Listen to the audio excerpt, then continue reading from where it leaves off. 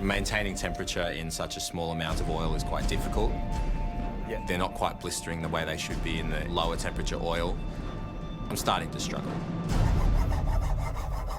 Pretty much anything that can go wrong on these, but essentially what it is a low blanching temperature, like you cook a chip, and the whole point of that is to seal the outside of it, but at the same time start cooking the potato in the middle so it's soft, and you get little blisters, which means there's little air pockets. Put them in hot oil, 180, 185, and the air in those little pockets blows the potato up between those two layers of potato skin, essentially. So you get like a little potato puff. 1,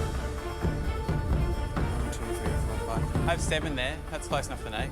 I need to get these pommes souffles out, but it's so hard. I'm a little bit worried.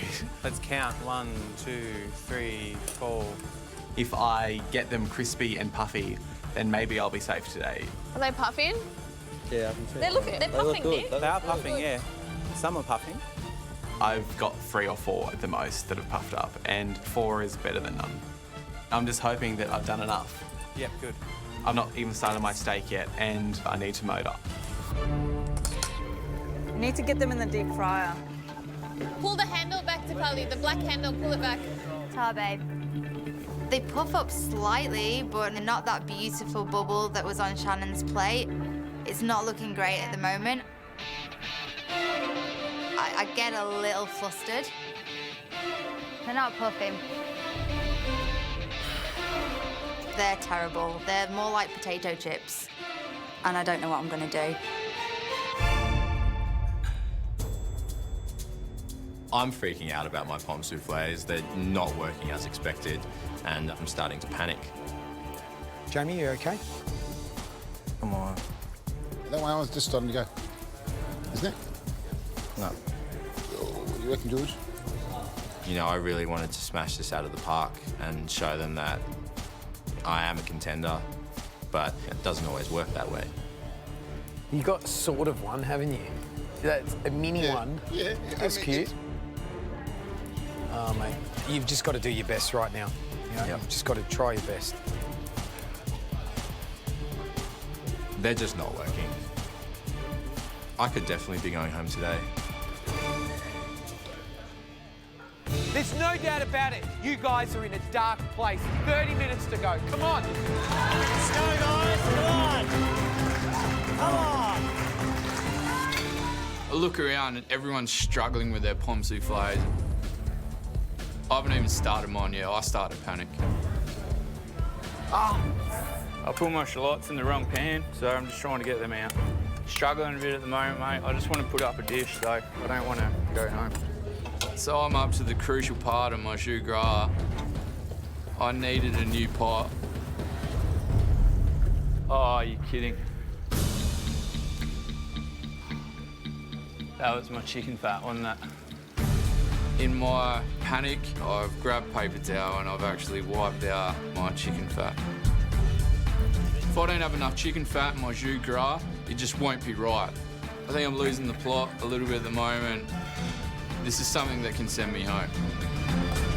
I've still got a little bit left, so hopefully it doesn't make the difference between me going home or not. I'm worried that the jus isn't going to be of the correct consistency that it should have been with the correct amount of fat, but I've run out of time. I have to do those pommes soufflés. My pommes soufflés, they're not working as expected. Yeah, I'm really struggling. I need to move on to making sure my steak's perfect, but I'm worried. It's a big risk abandoning my pommes soufflés. I hope I have time to come back to them later. How are you going, by the way, in terms of these soufflés? They're really bad, Shannon. They're really bad? Yeah. Okay. They're really soggy and gross. I'm hoping one of the boys may have messed up their pommes soufflés as well. I've not really got much time to make another batch. It does worry me, but I've still got to cook my beef. I've got a bit of clarity. I've actually caught up. So I start working on my pommes soufflés. But then I see the bottom part of the recipe that you've got to agitate the oil. And they puffed up nicely, so I'm actually really happy. Pommes souffle, you have any success? Yeah, so I've done... Have you got a few there? Yeah, I do. So I've got a couple. Look at that. So you got a bit of puff So out of look, I know the technique now. It's like learning something. He's good. I've caught up a bit. He's caught up. The man's caught up. Shannon, you've been out there amongst the benches with the boys. How are our contestants going? Look, overall, I think that there's probably 10 minutes they all need that they don't have. Yeah. And my suggestion right now is that if the beef is not being cooked at this stage, we're going to find that they won't be able to deliver the complete dish. Hurry, worry. So it's time to start my steak. I cut an even slice out of the beef. It needs to be 300 grams. It's going to take about 10 minutes to cook, and then I need to leave it to rest for 10 minutes with the bone marrow on top. I'm going to be cutting it fine.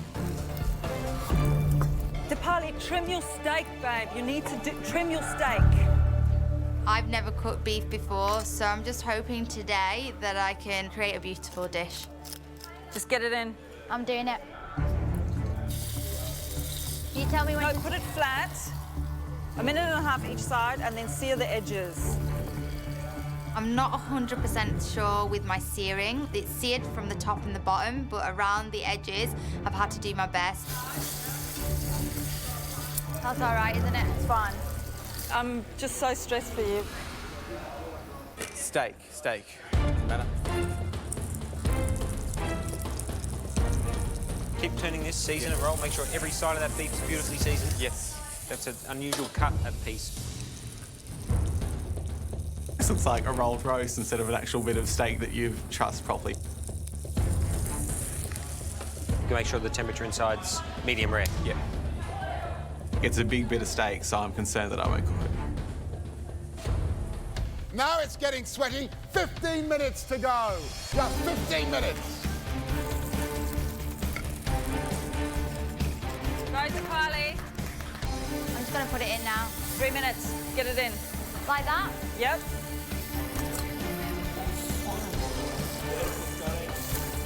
So I pull the steak out of the oven. I take my shallots, lay them on top, and then slice the marrow. The bone marrow needs to rest on the steak for 10 minutes so it will gel. Did you season the bone marrow? No. Season on top. Just keep going. I need to get onto my next batch of pommes souffle and just keep my fingers crossed that this batch will work. 10 minutes to go. Bring it home. Come on, guys! Breathe, Nick, breathe. The steak, it's a hero of the dish. You can't cook it incorrectly because if you do, then you're in trouble. Get the steak out now, Nick. Pull it out, Stay.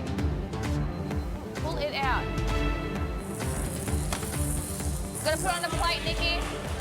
Don't run with a knife. On the plate. Yeah. Oh my God. It's fine. I feel the steak. I'm really doubtful that it's cooked. I really don't think it's cooked. What are you doing? What are you doing, mate? Nick, what are you doing? I don't know if it's cooked properly. It rests on the plate. It'll rest, okay.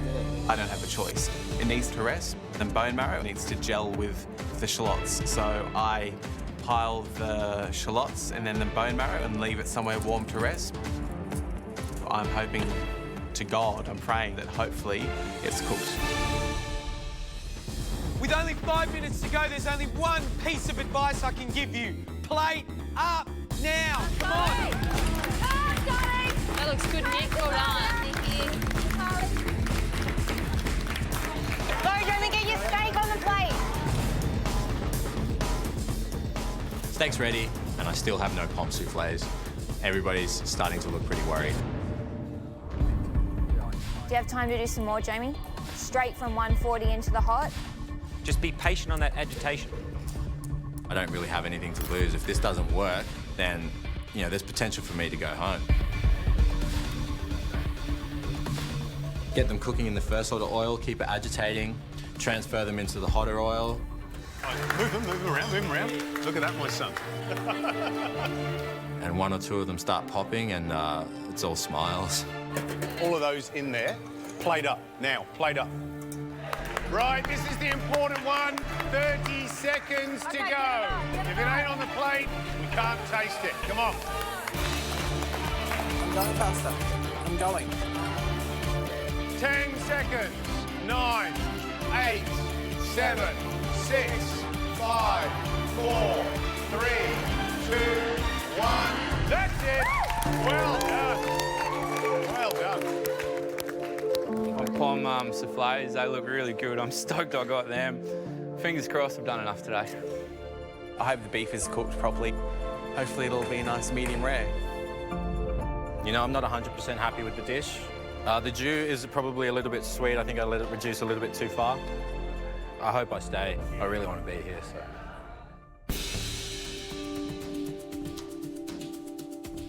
Well, like a kitten hiding a chainsaw, that dish looked so simple and so easy, but it was loaded with danger. So let's get the first dish in, see how they go.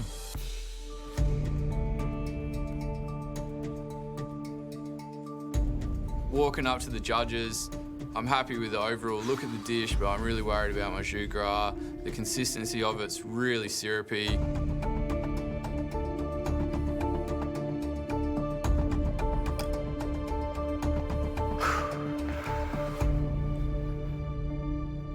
I'm impressed, because honestly, I didn't think you were going to do that well on this challenge. Like at the start, you were so far behind. To be able to put up one of your dishes, Shannon, I'm so proud of myself, and if it sends me home, it sends me home, but I'll go home with my head held high and keep practicing, and, you know, I love cooking. It just makes me happy. When we cut that steak, what are we going to find? I think it's medium rare. Okay. Just from when I felt it. You know, it's something my dad taught me years and years ago, you know, like the blue, rare, medium rare. We can only just hope that it's cooked properly. Well done, Scott. Thank you very much.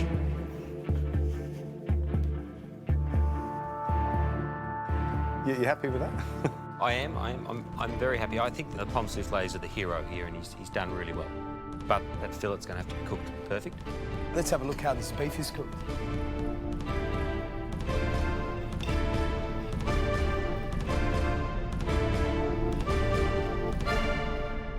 That's good.